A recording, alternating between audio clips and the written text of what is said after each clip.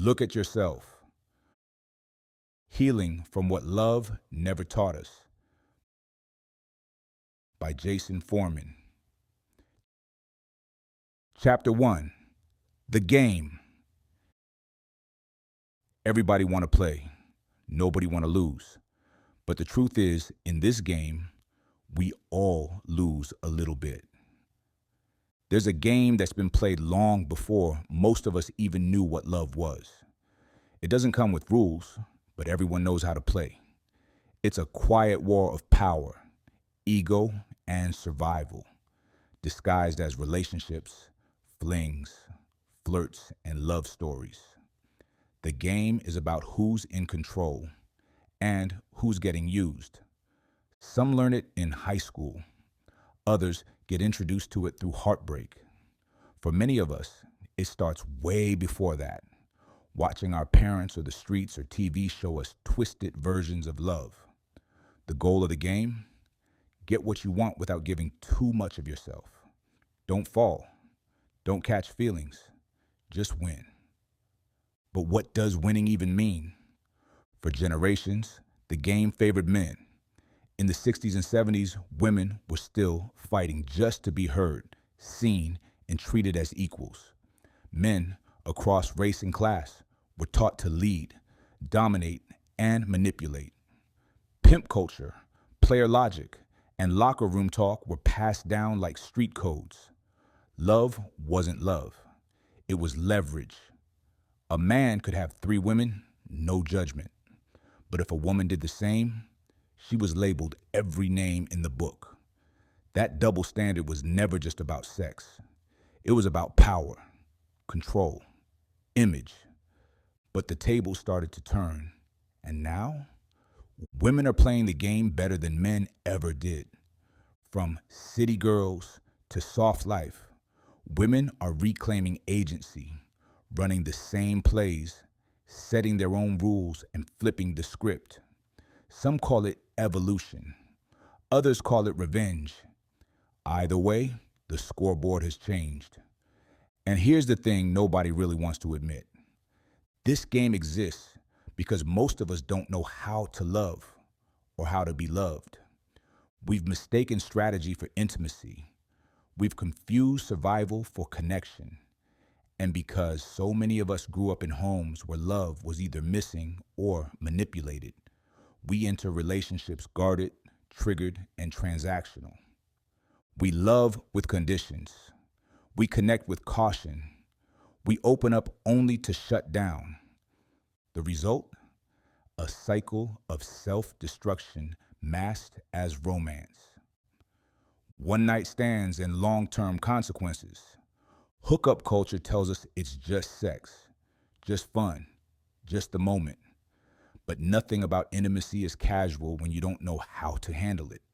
Sex, alcohol, ego, a need to be wanted. That's the recipe most one-night stands are made of.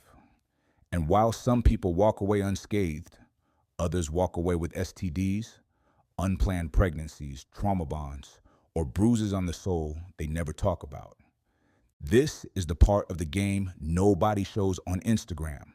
The morning after, the silence, the shame, the how did I end up here again? Feeling that creeps in when the high fades. Movies like Two Can Play That Game, 2001, and Deliver Us from Eva, 2003, gave us funny, fly versions of love and manipulation. Morris Chestnut and Vivica A. Fox. LL Cool, Jay and Gabrielle Union. The tension was real, the games were slick, and the lines were blurred.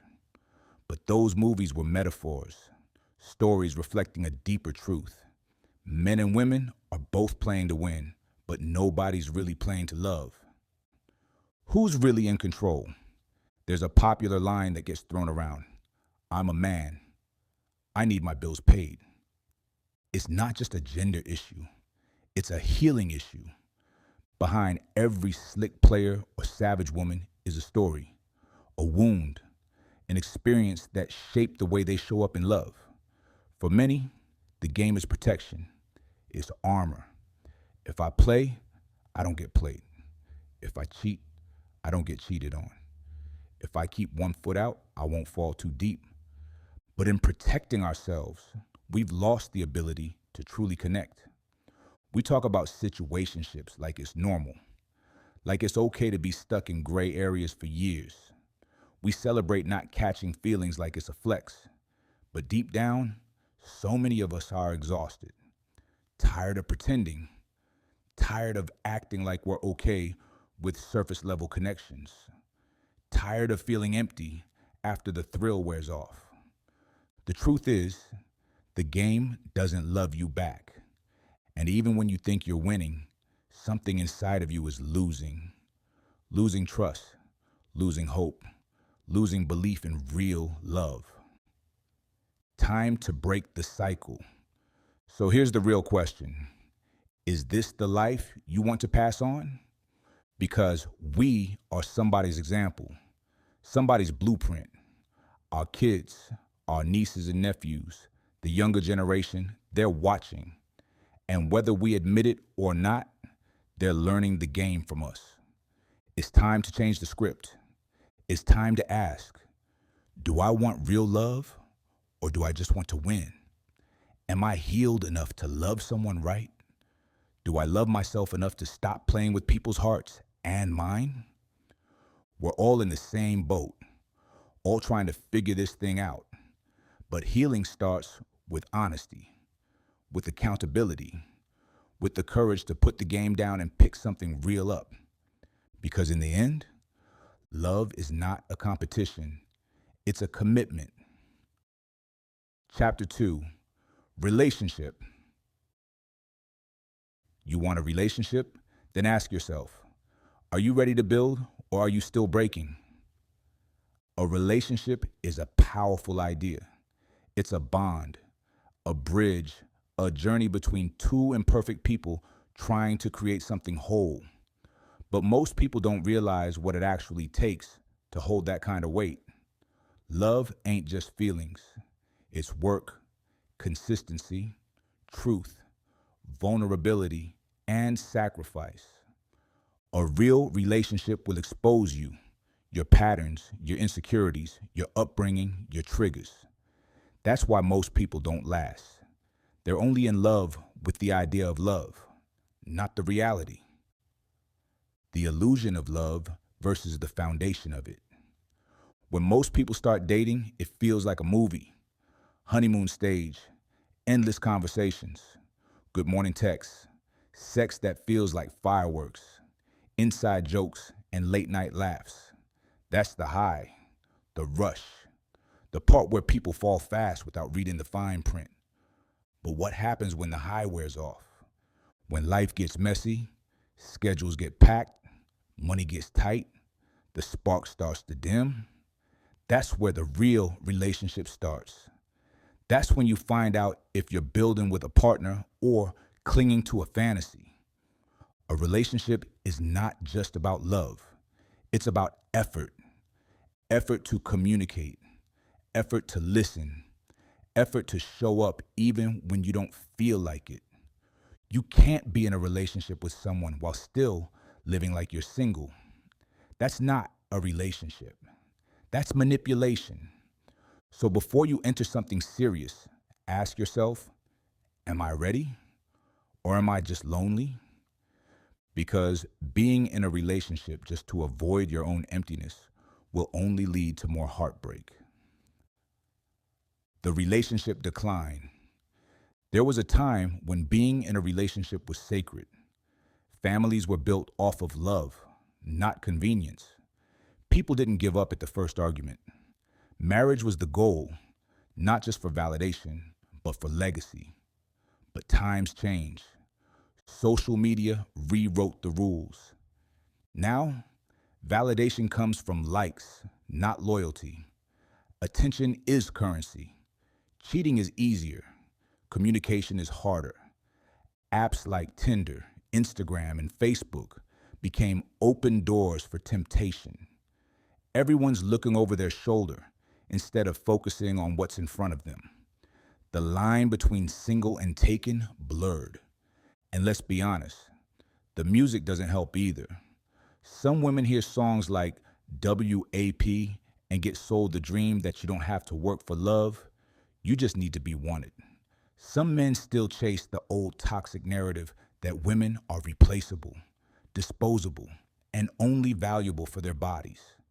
It's a war zone out here. But this didn't start with music or memes or reels. It started with pain, with trauma, with people not healing before they love. The root of the issue. Most people are scared to take love seriously because they've never seen it modeled right. Some were raised in broken homes. Some saw their mom cry too much or their dad cheat too often. Some never saw affection at all, just survival. Some were abused, manipulated, gaslit, or abandoned. So when they get into a relationship now, they don't build, they defend. They don't open up, they test. They don't believe, they expect betrayal. And it's not just women, it's not just men, it's all of us trying to love with broken hearts, warped expectations, and unhealed wounds. We bring our ex into our new relationship without realizing it. We project our fears. We punish our partners for what someone else did. And then we wonder why it's not working. The danger of defensive love. Here's the truth. You can't be loved properly while holding on to the mindset that everyone is out to hurt you. Real love requires risk, not blind risk, but emotional courage. You have to be willing to trust again, willing to communicate even when it's hard, willing to be honest about your triggers and baggage. It's not easy, but if you want forever, you got to stop treating relationships like temporary fixes. The reason so many people stay single or half in, half out is because they're afraid of investing their heart into something that might break again. And that's valid. That pain is real.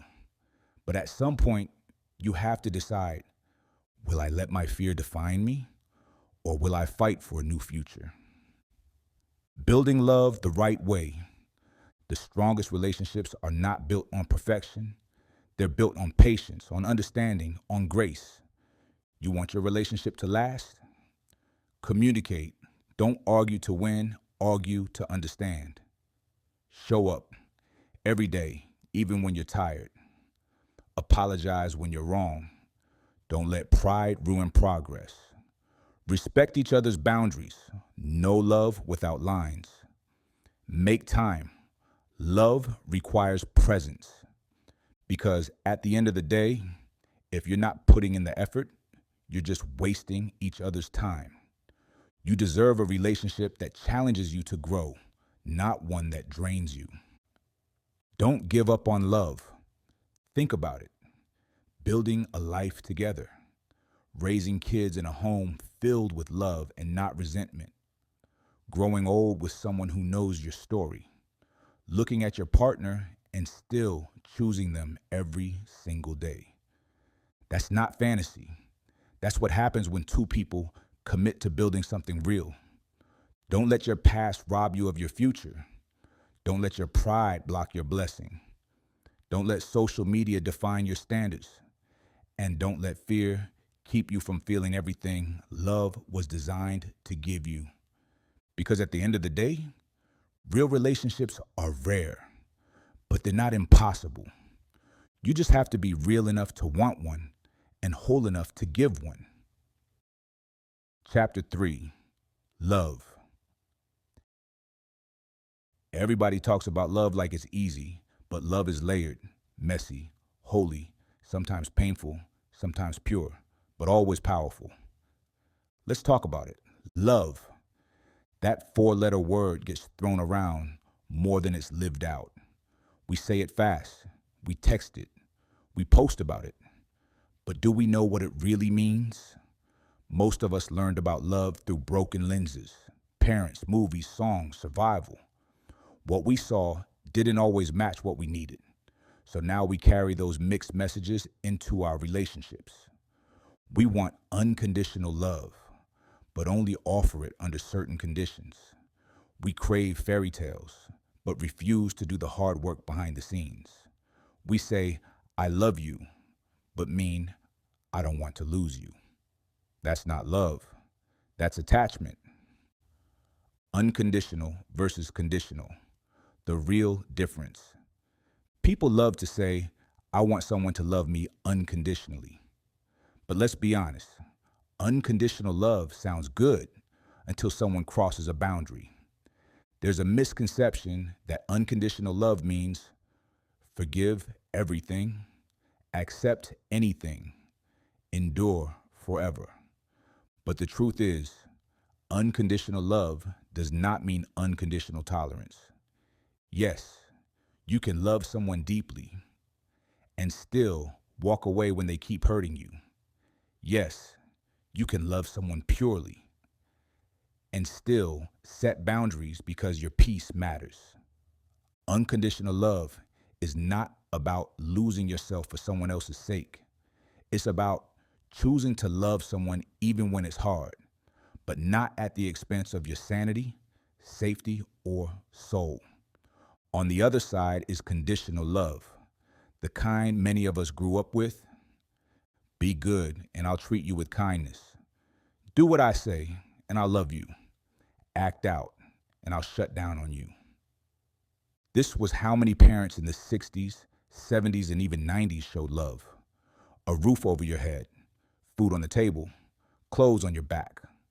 That was love. But affection, understanding, emotional validation, rare. So now, grown men and women walk around not knowing how to love or receive it because all they ever knew was survival. Is love a fairy tale? Number. Love isn't a movie scene. Love is showing up when it's inconvenient.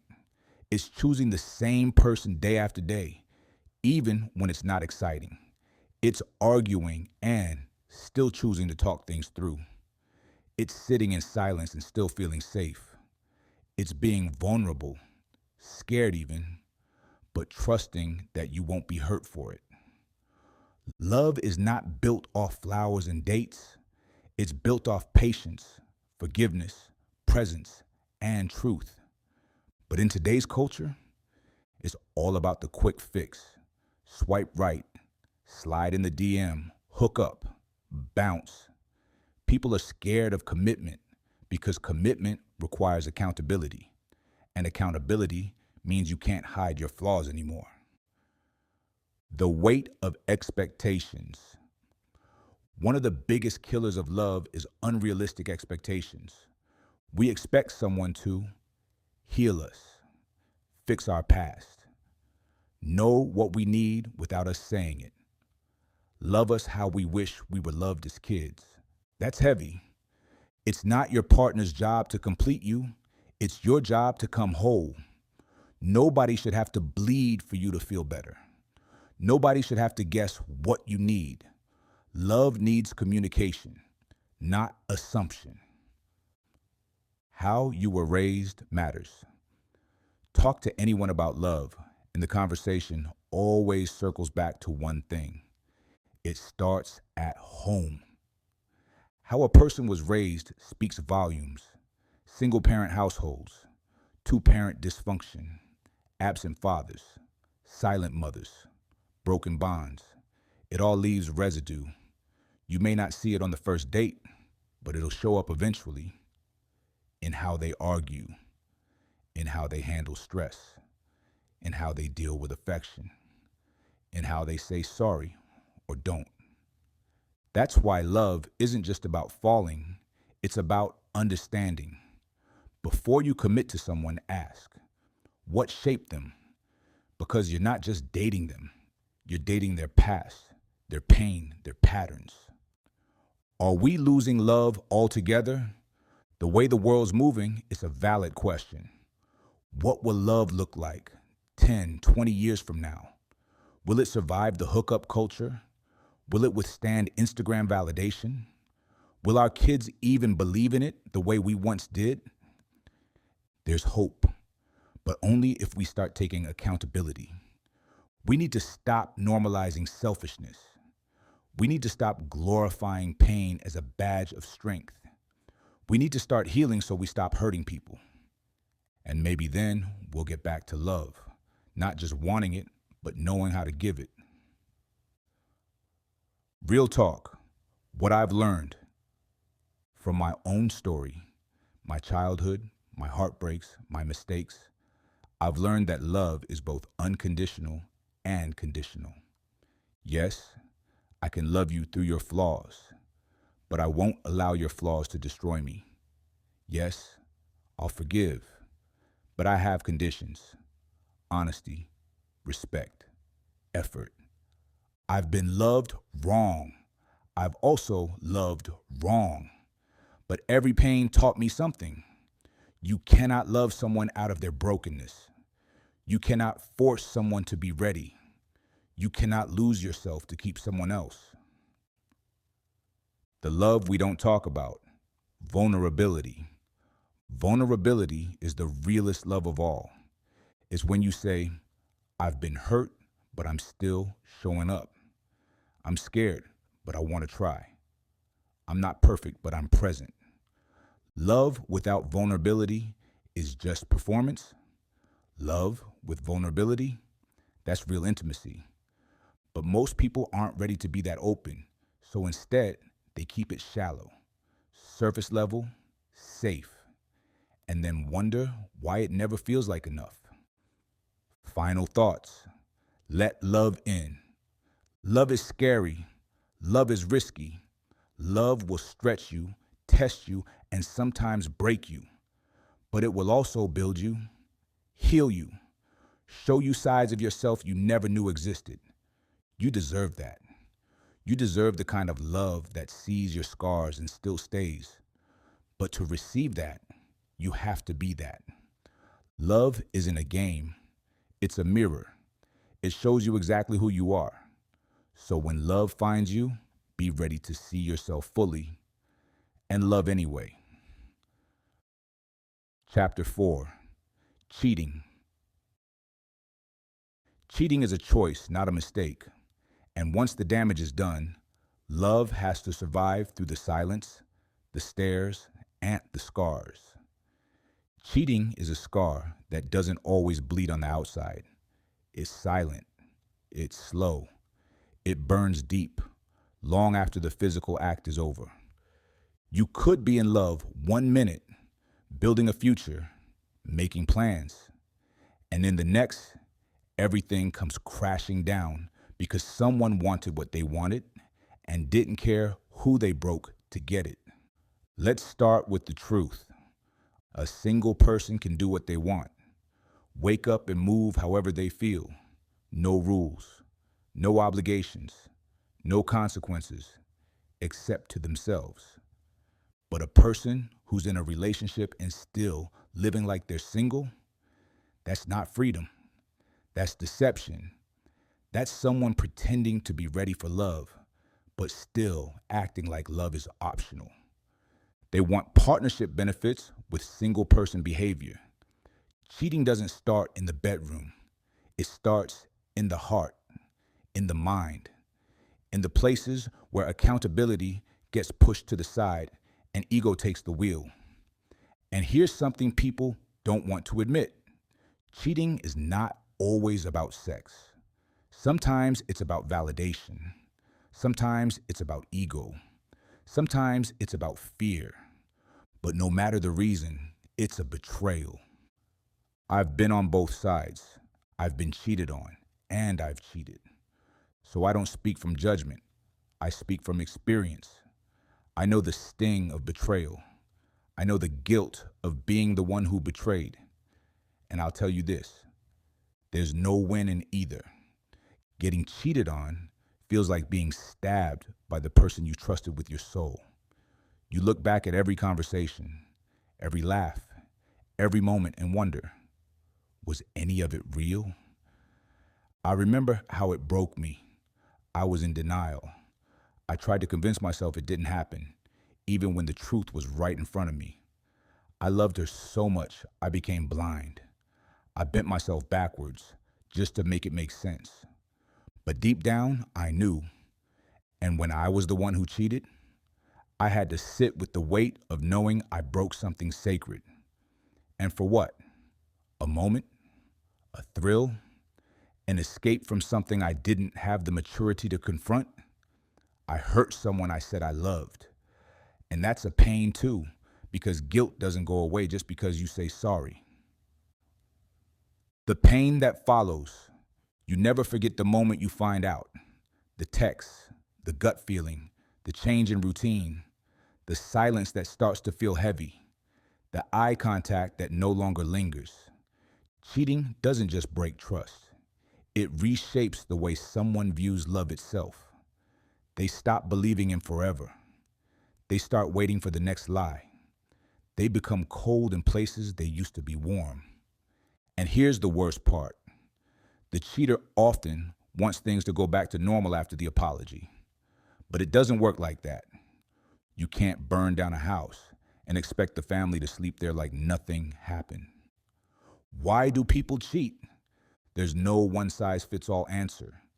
But here are some reasons I've seen and lived. Selfishness. I want it. I'll deal with the consequences later. Ego. I still got it. Emotional immaturity. I don't know how to express what I need, so I'll find it somewhere else. Hurt people hurting people. They did it to me, now I'm doing it back. Addiction to sex, attention, chaos, or the thrill of getting away with it. But one thing's always true. You knew what you were doing before you did it, while you were doing it, and after it was done. Cheating is not an accident. It's a decision. And that decision has consequences. What cheating does to the next relationship. People don't talk about this enough. The aftermath. You carry the distrust into the next person's arms. You question texts, phone calls, silence, everything. You project your past pain onto someone new, even if they've done nothing wrong. Cheating doesn't just hurt the relationship, it haunts the next one. It creates hypervigilance, emotional distance, guarded love. And for the person who was cheated on, they often lose pieces of themselves. Their confidence, their sense of worth, their belief in their own judgment. So when people say it's not that deep or people get cheated on every day, I say yes, but not everybody survives it the same. The real question, if you wanted to cheat, why not stay single? That's what breaks people the most. The lie, the front, the fake conversations, the I love you while sleeping with someone else, the pretending. Because if you're going to cheat, why not just be honest? Why not leave instead of destroy? It's not just the act. It's the betrayal of trust, the emotional violence, the theft of someone's peace. Can you come back from it? Maybe, but not without work, not without honesty, not without the cheater doing the uncomfortable inner work to figure out why they did what they did and fixing it. Apologies aren't healing. Change is. Consistency is. Transparency is. But let's also be real. Some relationships don't come back from cheating. Some people forgive, but never forget. Some people try to rebuild, but every fight reopens the wound. Some stay together out of fear or history, not love. And that's no way to live. From cold-hearted to healing, I've talked to people who say, I'm done with love. I'm numb now. I only got love for my family and kids. And I get it. When you give your all and someone breaks it, it makes you want to shut it all off. But let me remind you of something. You can feel pain and still be open. You can protect your heart without turning it to stone. You can learn from your past without dragging it into your future. Cheating doesn't have to define your life, but it should redefine your standards, your boundaries, your non-negotiables. Final thoughts. Is it worth it? That's the real question every cheater, every tempted soul, every person standing at that crossroads has to ask, is this worth the wreckage? Worth the pain you'll cause? Worth the damage to your own integrity? Worth losing a person who actually had your back? Only you can answer that. But remember, every decision echoes. Every betrayal leaves a fingerprint. And love, real love, isn't easy to come by. So, if you've got something real, don't gamble it for a moment of ego. Hold it tight. Fix what's broken. Grow up, not out. Because cheating might feel like power in the moment, but in the end, it's always loss. Chapter 5, Where the Hurt Hides Cheating. Sometimes we don't date the wrong people. We just never healed enough to recognize the right ones. Pain doesn't always scream. It whispers in our habits. It sits in our silence. It lives in the way we love, or don't. Most people walk into relationships carrying wounds they never acknowledged. Unspoken trauma, abandonment, emotional neglect. They think they're falling in love, but they're really looking for a therapist, a savior, or a second chance to fix what someone else broke. Let's be honest, a lot of us were raised on pain, not love. What love looked like, but didn't feel like. In many black and brown homes, especially from the 60s through the early 2000s, love was survival. You got food on the table, clothes on your back, and a roof over your head. That was love. But affection, affirmation, apologies, softness, rare. We were told, stop crying or I'll give you something to cry about. Toughen up. Be a man. Girls don't need love. They need direction. We were taught discipline over emotional safety, obedience over emotional expression. So we learned how to perform, but not how to feel. And now, as adults, we wonder why we shut down when someone loves us gently. We question it, sabotage it, reject it. Not because it's fake, but because it's foreign. The silent inheritance. What your parents didn't say still shaped you. You might not remember every detail of your childhood, but your body does. Your emotional blueprint was created when you were too young to choose. If your father broke promises, now you flinch at commitment. If your mother never hugged you, you might feel numb when someone touches you with love. If your home was loud with arguments and quiet with apologies, you probably either over-explain or never say a word. That's what we call emotional DNA. We don't just inherit eye color, height, or health conditions. We inherit belief systems, love languages, defense mechanisms.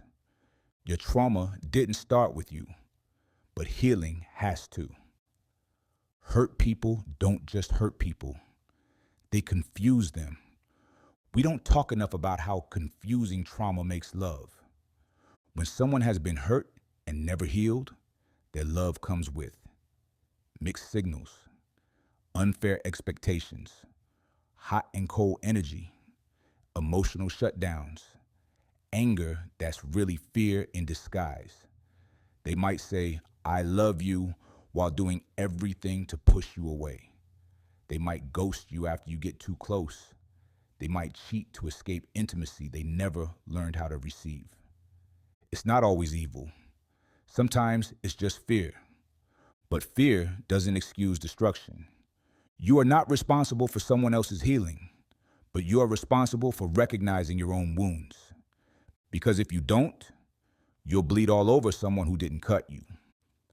How the streets raise the heart. Some of us weren't raised in homes. We were raised in environments. Environments that said, don't show weakness. Get yours before they get you. Trust nobody. Love gets you killed. For some men, being vulnerable meant being a target. For some women, love was control disguised as protection. For many of us, loyalty meant silence, even when we were hurting. So now, we expect love to be hard. We expect people to betray us. We prepare for heartbreak the moment we start to care. We never learned how to be safe. We only learned how to survive. Therapy, time, and telling the truth. Healing doesn't happen on accident. You have to want it. You have to work for it. You have to look in the mirror and say, I didn't deserve what happened to me, but I'm not going to pass it on. That's where the shift starts. Whether it's therapy, journaling, honest conversations, or just learning how to sit with your feelings, healing has to be intentional. Ask yourself, why do I attract the same type of pain? Why do I shut down when I feel close to someone? Why do I confuse chaos for passion? Why do I feel undeserving of peace? Every answer brings you closer to freedom. Let the inner child breathe. Sometimes the grown version of you is still just protecting the kid inside who never got what they needed. Maybe you needed to hear, I'm proud of you. Maybe you needed someone to stay. Maybe you needed someone to say, I love you without expecting anything in return. But since you didn't get it, you learned to become what everyone needed, except what you needed for yourself. Now's the time to change that. Now's the time to tell your inner child, you're safe now. I got you. Because healing isn't just about romantic love. It's about learning how to love yourself correctly so you can love others without leaking pain into the process. Final thoughts. The first step. The first step is admitting it. I was hurt. I was molded by pain, but I don't want to live like this anymore. There is power in vulnerability. There is strength in softness. There is peace in letting go of pain that was never yours to hold. So let yourself feel, let yourself heal, and let yourself grow. Because the hurt may hide deep, but healing starts the moment you stop hiding from yourself. Chapter 6, the culture of clout. Everybody wants to be seen, but not everybody wants to be known. We're living in a time where love competes with attention, where likes matter more than loyalty, where the story of your relationship matters more than the substance, where the culture of clout has replaced the culture of commitment. Let's be honest. Most people aren't looking for love. They're looking for validation. They don't want to build. They want to be posted. They don't want to grow with you. They want to glow with you for the world to see. And when the cameras stop rolling, when the filters fade, when the audience disappears, so does the relationship. Instagram, Tinder, and the rise of look at me, love. It started slowly, a picture here, a story tag there. Now, social media is the third person in most relationships, always watching, always judging, always influencing. Couples used to have problems privately. Now they throw shade through captions, unfollow each other like it's warfare, delete pictures like breakups or press releases. Even dating apps, Tinder, Bumble, Hinge, they're not about real connection for most users. They're catalogs, shopping carts for people. Swipe left, swipe right, swipe until you're numb. It's easy to ghost someone when you never saw them as real to begin with. The need to be wanted. This generation is addicted to being desired, not necessarily loved, not respected, just wanted.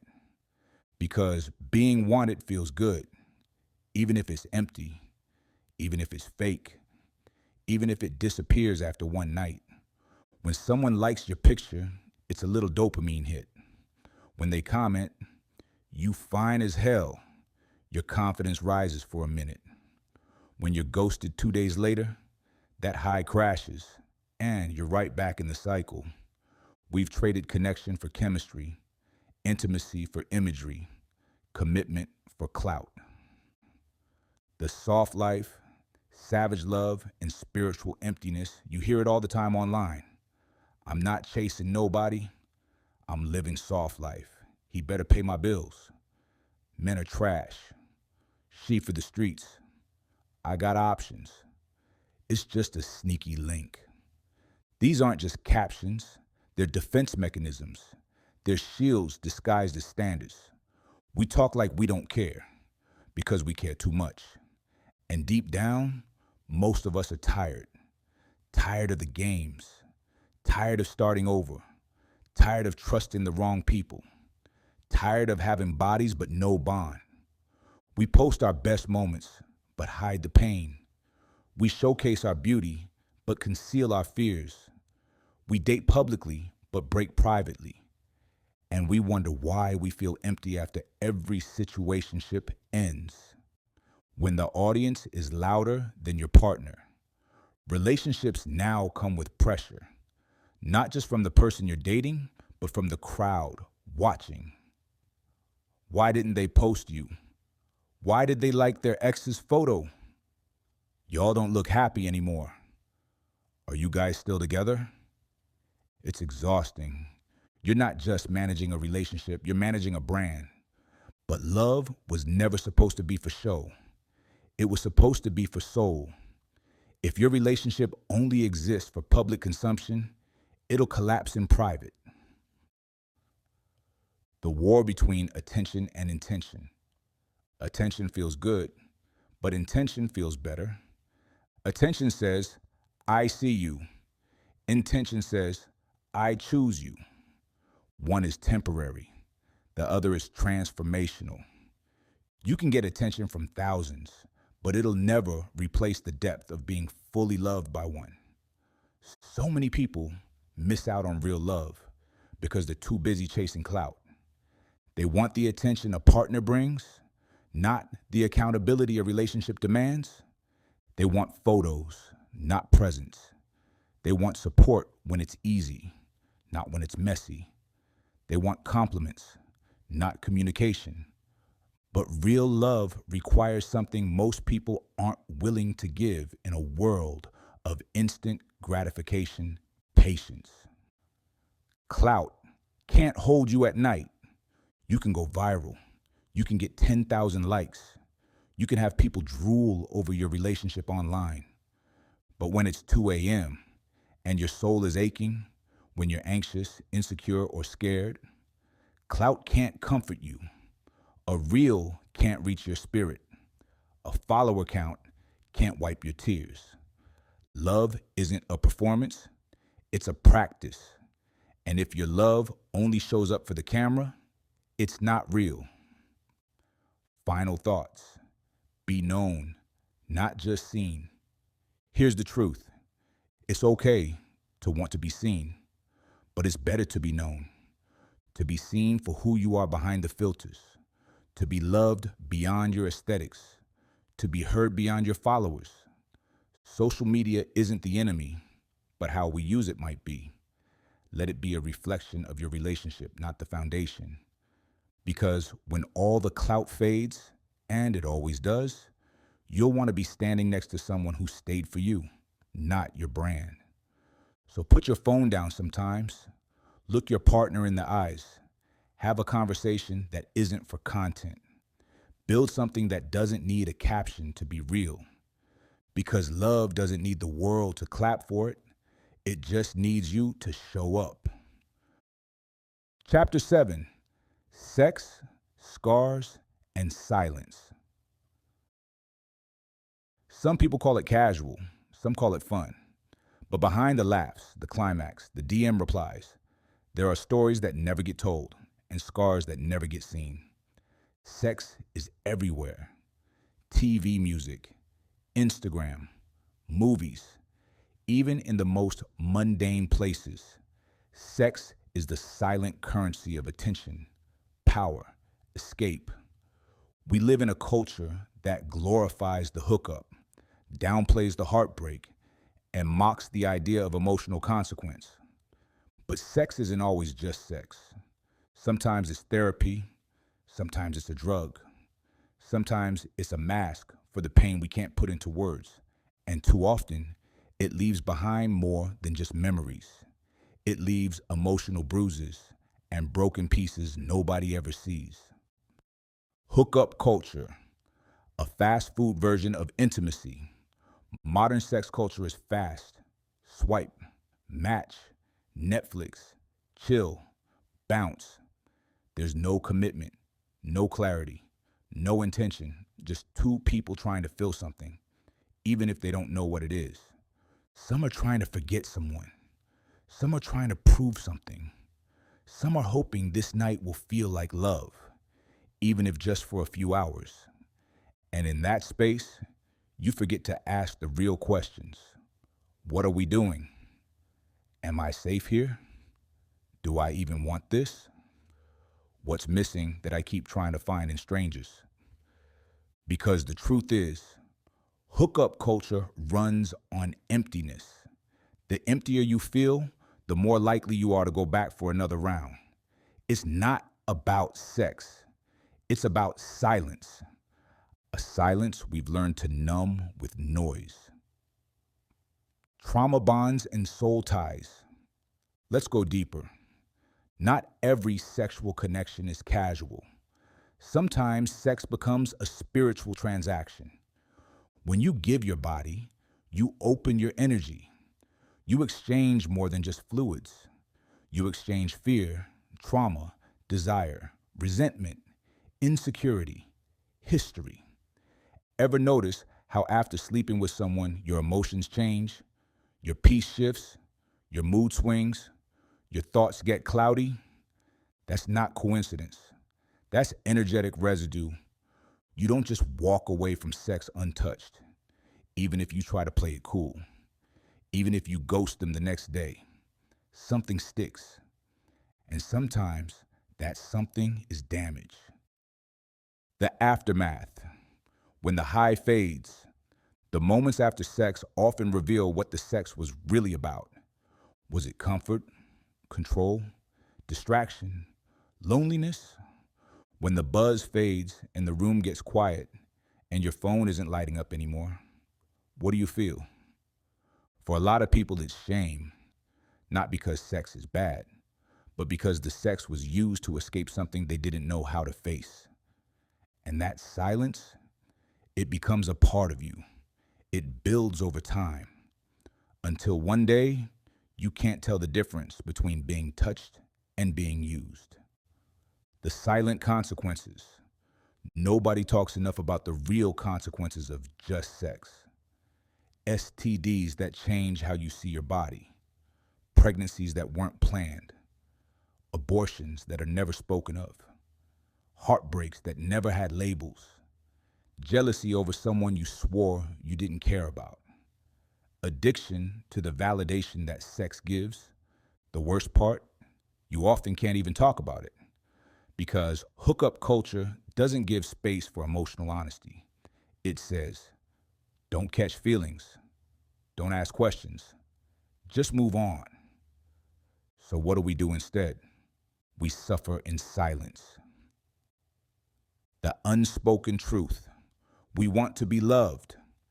Behind every savage caption, behind every "I don't need nobody" post, behind every "I'm just having fun" lie, there's someone who just wants to be held and not hurt, loved and not used, seen and not sexualized. The truth is, we don't hate intimacy. We just don't trust it anymore. Too many of us got close, got burned, and now keep everyone at arm's length. We crave love, but we fear what comes with it. Vulnerability, rejection, accountability, the risk of being abandoned again. So instead, we settle for temporary bodies instead of long-term bonds. And we wonder why we feel more alone in someone else's arms than we did in our own bed. A note on consent, communication, and clarity. Let's make something clear. Sex isn't wrong, But dishonest sex is: don't lie just to get someone naked. Don't promise feelings you don't have. Don't confuse passion with power. Don't treat people like placeholders. If you're not ready for emotional responsibility, be real about it. If you don't know what you want, don't pretend you do. Sex deserves more respect than we've been giving it, because someone's whole life can change in one night, and not always for the better. Final thoughts. Real intimacy is more than physical. There comes a point where you have to ask, what am I really looking for? Not just in others, but in yourself. Because until you heal your relationship with your own body, your own emotions, your own silence, you'll keep using other people as bandages for wounds they didn't cause. And the wildest part, real intimacy isn't about being naked. It's about being known, being honest, being safe, being whole. So if you're tired of the emptiness, tired of the rinse and repeat cycle, tired of giving yourself away for crumbs of comfort, then stop. Stop using sex to heal what only self-love can. Stop letting silence keep you stuck in situations that shrink you. Stop confusing physical chemistry with spiritual connection. Because when the silence is finally broken and the truth is finally faced, you'll realize you never needed sex to feel whole. You needed love, intention, and healing. Chapter 8, Modern Marriage, Real Problems. Marriage isn't a fairy tale. It's a fight with life, with self, with history every single day. The reward? Partnership. But the price? Everything you thought love was before you grew up. Marriage used to be the goal. Now it's a gamble. We grew up watching weddings on TV and in movies, the big dress, the kiss, the happily ever after. But no one talked about what happens after the vows. No one told us that forever would feel like pressure. That some days you'd look at the person you married and feel like strangers. That finances, trauma, and parenting would be heavier than any I do. This isn't to bash marriage, it's to tell the truth. Because too many people are suffering in silence, wearing wedding rings but holding resentment. What? The reality after the reception. The wedding is one day. The marriage is a lifetime. Who's doing the dishes? Who's paying which bills? Who wakes up with the baby at 3 a.m.? Who's growing and who's staying the same? These are the real questions that come after the champagne. Love alone won't solve the mortgage. Sex alone won't fix broken communication. Loyalty alone won't keep you together if neither of you are healing. Marriage is less about the dress and more about the discipline. When expectations collide, everyone walks into marriage with expectations, some spoken, some silent, some unrealistic. He thinks she'll be like his mother. She thinks he'll be the man her father never was. They both think the other person will change. But no one tells you that the version of a person you marry is just a snapshot. They will grow. They will regress. They will struggle. They will become someone new, just like you will. The problem is, we don't always grow at the same pace. And if you're not paying attention, you'll wake up one day next to someone you love deeply, but don't recognize anymore. The weight of roles. Men are often taught to provide, but not to feel, to work, but not to rest, to fix, but not to express. So when he's overwhelmed, it looks like silence. When he's anxious, it looks like distance. When he's broken, it looks like anger. And women, they're expected to nurture and submit, to carry the emotional weight, to raise the kids, build the home, manage the schedule, smile through it all, and still be sexy at night. Both sides are drowning. Marriage today is a pressure cooker of performance and unspoken needs. Parenting under pressure. Raising kids with someone is one of the most beautiful and stressful things you can do. It tests your patience. It exposes your upbringing. It magnifies your flaws. Some days, parenting feels like teamwork. Other days, it feels like blame. You argue over how to discipline. You resent the imbalance of responsibilities. You fight silently while trying to be present for your children. And if you're not careful, the marriage becomes more about survival than connection. You become roommates raising a family rather than lovers building a future. Infidelity within the marriage. Let's talk about the part nobody wants to admit. Married people cheat a lot. Not always physically. Sometimes it's emotional. Sometimes it's digital. Sometimes it's escape. The cheating doesn't always come from malice. Sometimes it comes from neglect, feeling unseen, unheard, unimportant. But that doesn't make it okay. It just proves how fragile marriages can be when communication breaks down and ego takes over. One person starts venting to a coworker. Another starts hiding their phone. The intimacy fades. The bitterness grows until you're sleeping in the same bed but living separate lives. Financial stress and emotional poverty. Money changes everything. A couple can go from laughing together to arguing every day just because the bills are piling up. Who makes more? Who spends too much? Who's holding the family down? Who's getting left behind? It's hard to talk about love when rent is late. Hard to feel sexy when you're stressed. Hard to plan for the future when you're drowning in debt. Financial strain leads to emotional disconnect.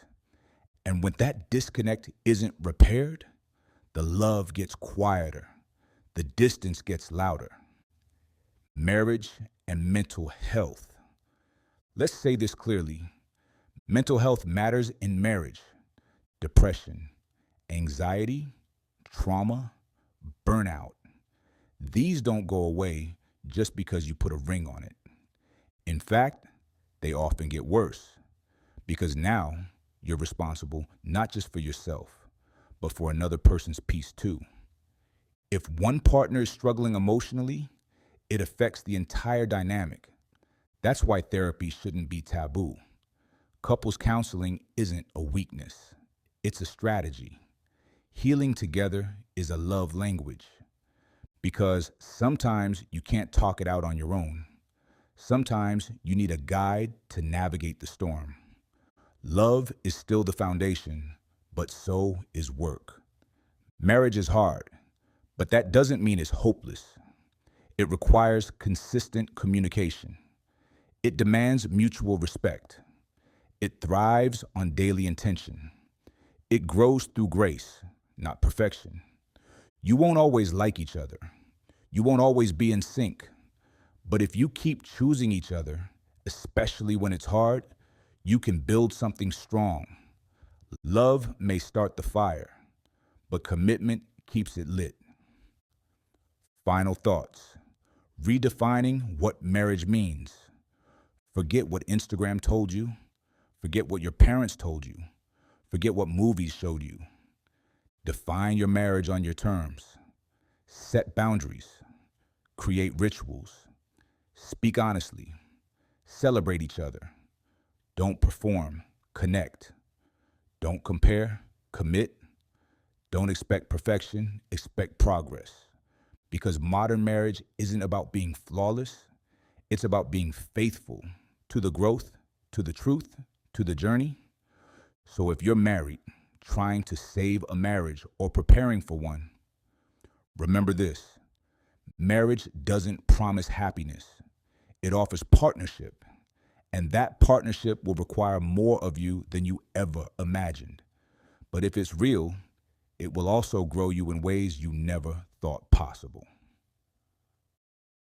Chapter 9, Healing in pieces. Healing doesn't mean you're never triggered again. It means the triggers no longer control you. You still feel the pain, but now you know how to move through it.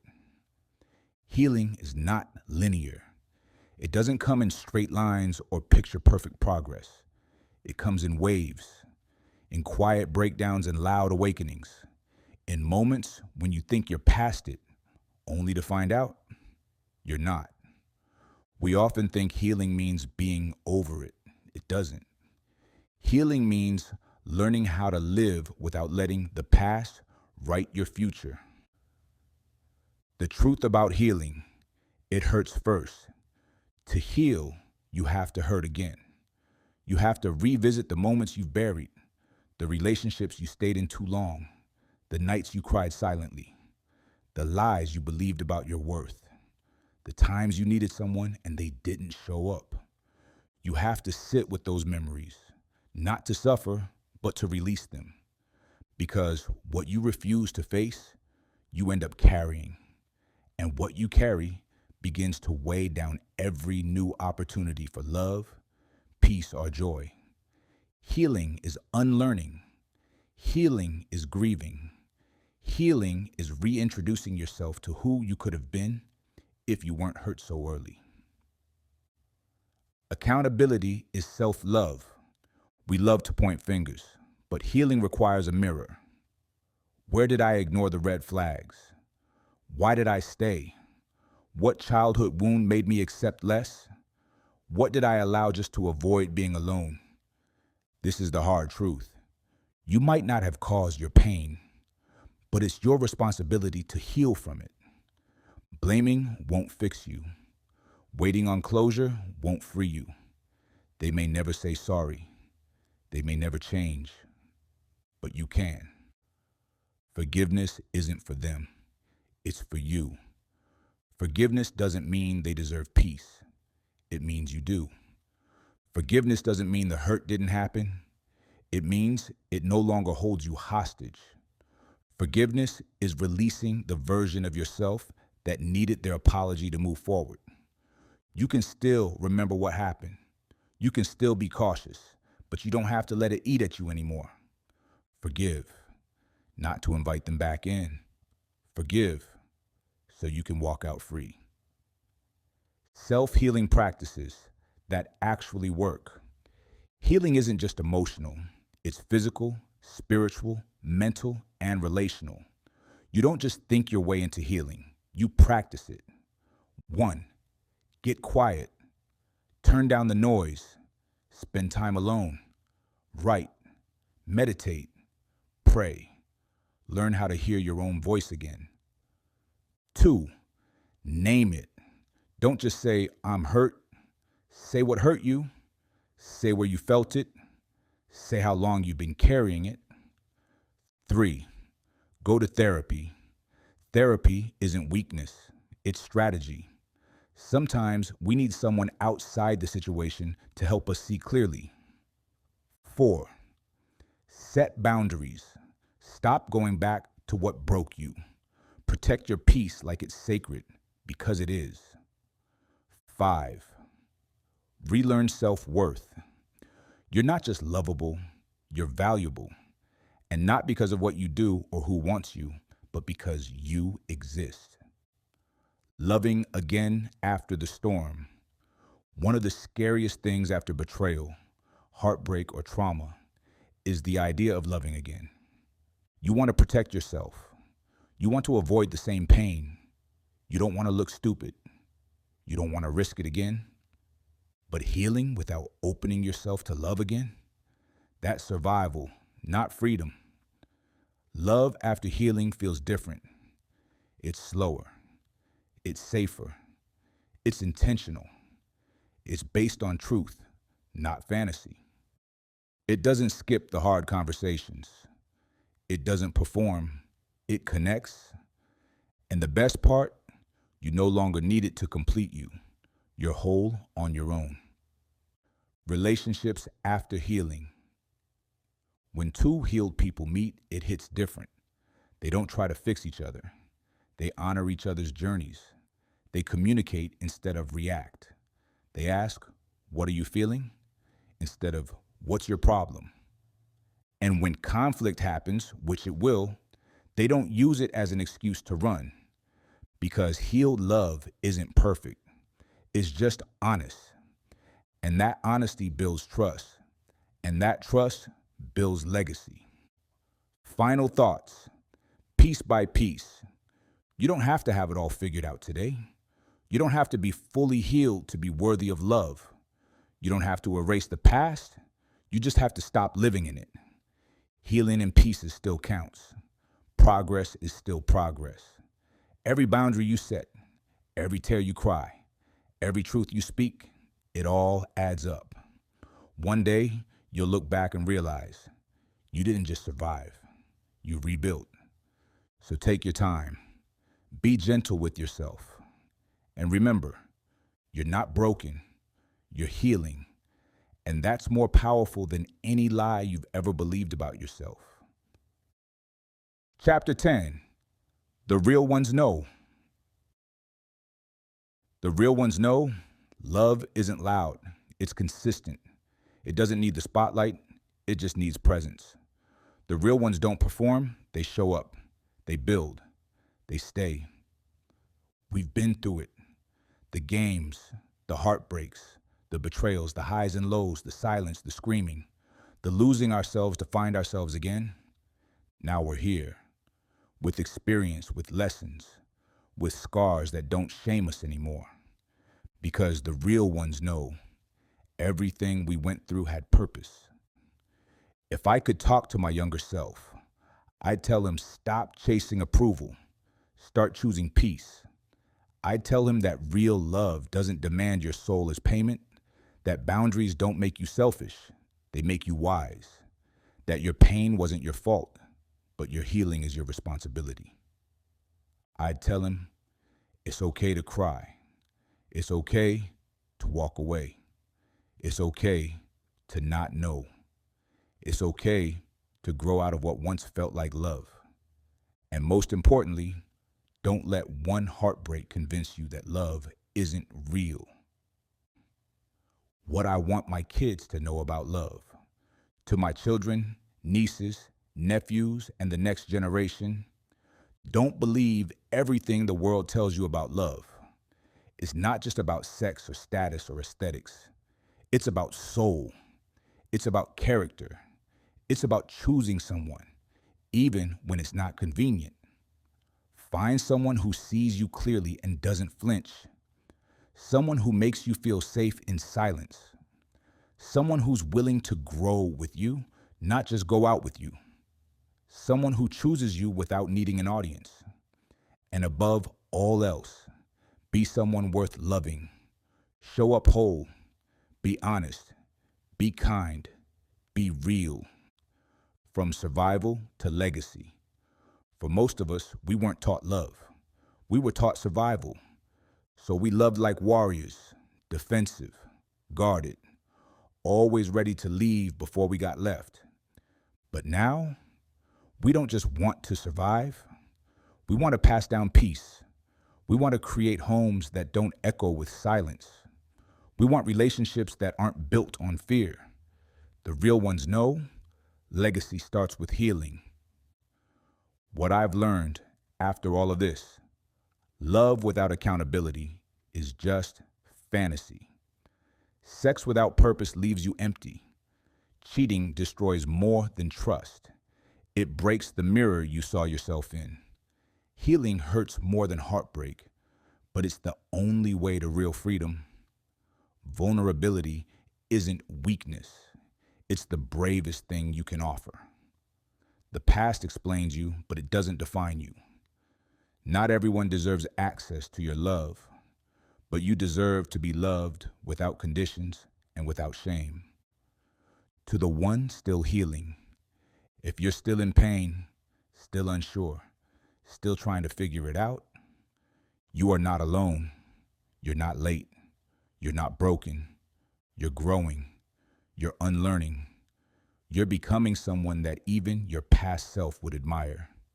Keep going, because the real ones know healing takes time. And love, the real kind, is still worth it. Final thoughts. Don't just live. Love with intention. Let this book be more than just something you read. Let it be a mirror, a lesson, a map back to yourself. Let it remind you that you're not your pain, that your past does not cancel your future, that every mistake you've made helped shape your wisdom, that love is not dead, it's just waiting for you to love differently. Don't settle, don't perform, don't stay stuck.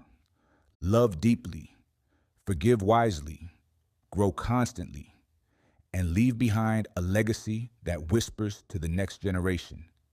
The real ones lived here.